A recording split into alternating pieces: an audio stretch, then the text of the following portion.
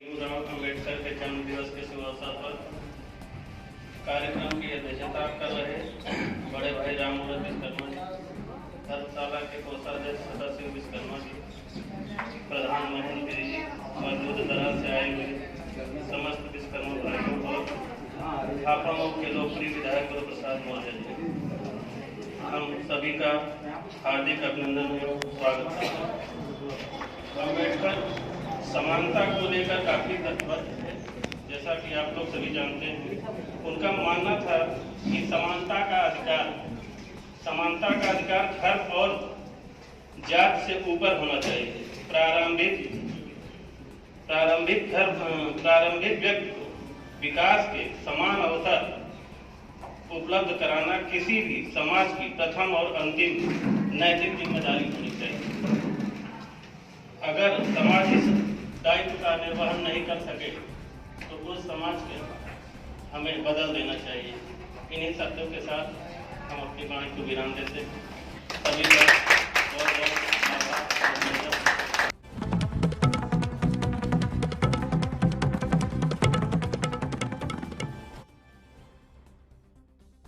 नमस्कार, youth colonel news channel में आपका स्वागत है। मैं हूं दारा सिंह सरोज। खबर है उत्तर प्रदेश के प्रयागराज जनपद से, जहां पर संगोष्ठी व प्रश्नोत्तरी प्रतियोगिता आयोजित कर मनाई गई डॉक्टर भीमराव अंबेडकर की जयंती। खबर विस्तार से। डॉक्टर भीमराव अंबेडकर ने अपना पूरा जीवन देश के नाम समर्पित कर दिया था। उन्होंने देश के जात प्रथा तथा समाज में फैली कुव्यवस्था को समाप्त करने में अहम भूमिका निभाई थी।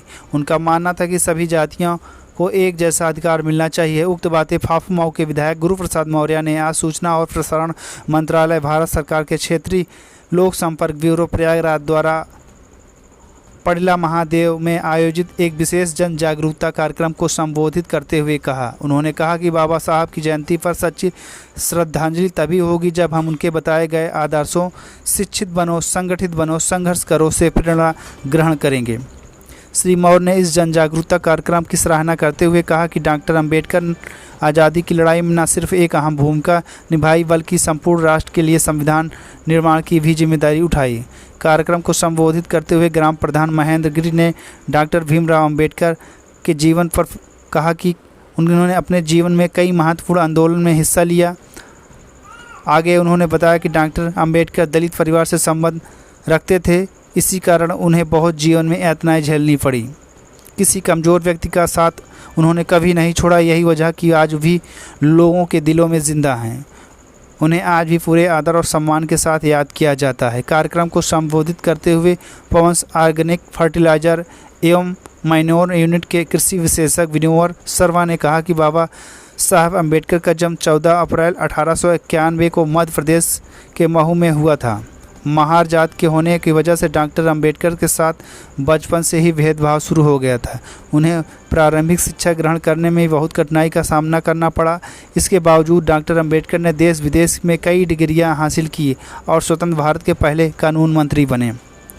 कार्यक्रम को संबोधित करते हुए जिला पंचायत सदस्य विजय सिंह और डॉक्टर प्रेमचंद कुशवाहा ने कहा कि अंबेडकर का जीवन संघर्षों से भरा रहा, जिसे पार करते हुए उनकी सफलता हर किसी के लिए प्रेरणा स्रोत है। उन्होंने बताया कि डॉक्टर अंबेडकर ने अछूतों पर हो रहे अत्याचारों को जाहिर करने के लिए एक मूक नायक नाम से एक पत्रिका भी लिखी थी। कार्यक्रम का संचालन करते हुए ब्यूरो के वरिष्ठ सहायक राममूर्त ने कहा कि आज हम डॉक्टर भीमराव अंबेडकर की जयंती मना रहे हैं। डॉक्टर अंबेडकर विषम परिस्थितियों के बाद भी अपनी पढ़ाई पूरी कर भारत में दलित समाज और पिछड़े वर्ग के उत्थान के लिए काम किया। कार्यक्रम के दौरान डॉक्टर भीमराव अंबेडकर जी पर आधारित प्रश्नोत्तरी प्रतियोगिता आयोजित की गई। प्रश्नों के सभी जवाब देने वाले 10 विजेताओं को क्षेत्रीय लोक संपर्क ब्यूरो प्रयागराज की ओर से विधायक सहित अतिथियों द्वारा पुरस्कार देकर सम्मानित किया गया। कार्यक्रम के दौरान डॉक्टर नेचर वेलनेस फाउंडेशन के डॉक्टर TN विश्वकर्मा द्वारा निःशुल्क हेल्थ कैंप लगाकर लोगों का स्वास्थ्य परीक्षण भी किया गया।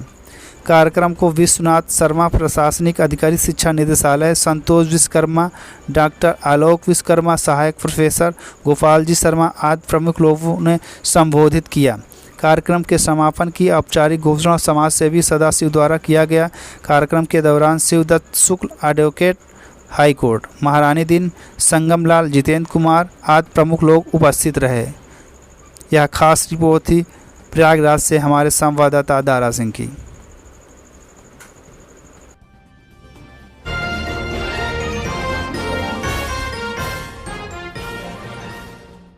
बनेगा, कोई जो डीएम बनेगा, इसी बीच के लेकिन संघर्ष करना पड़ेगा और आपको एक ड्रीम बनानी होगी। आज संचालक जी धन्यवाद देंगे, आप जहां बैठे हैं तो आपने भी ड्रीम बनाया होगा तब यहाँ आ जाए।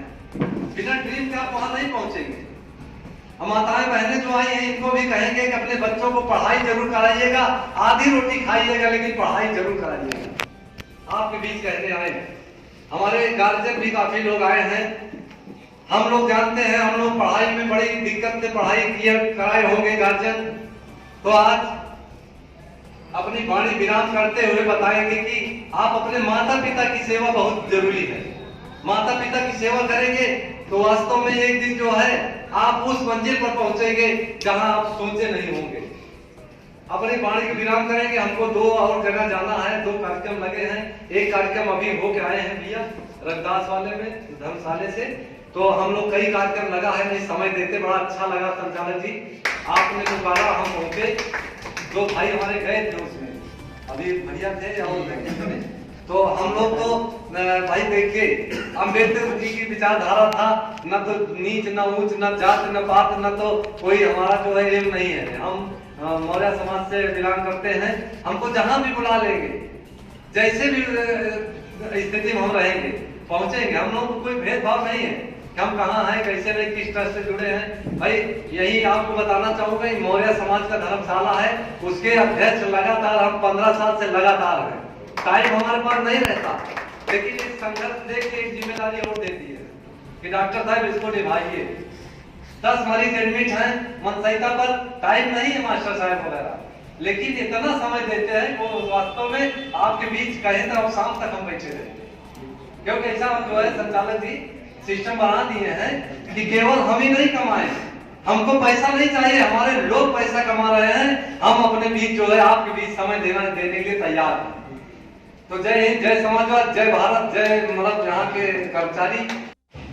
और आज के इस कार्यक्रम में क्षेत्रीय लोक संपर्क ब्यूरो प्रयागराज, सूचना और प्रसारण मंत्रालय भारत सरकार के द्वारा आयोजित कार्यक्रम,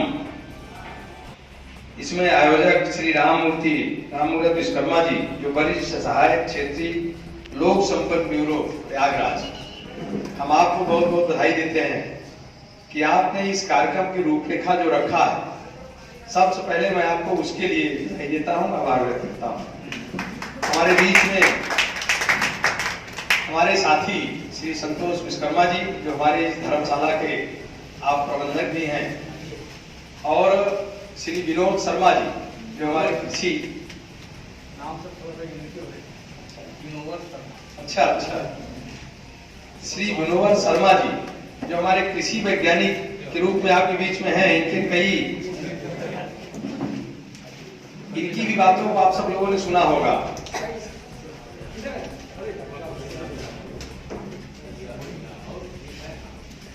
मैं आपको इस अवसर पर बहुत बहुत धन्यवाद देता हूं।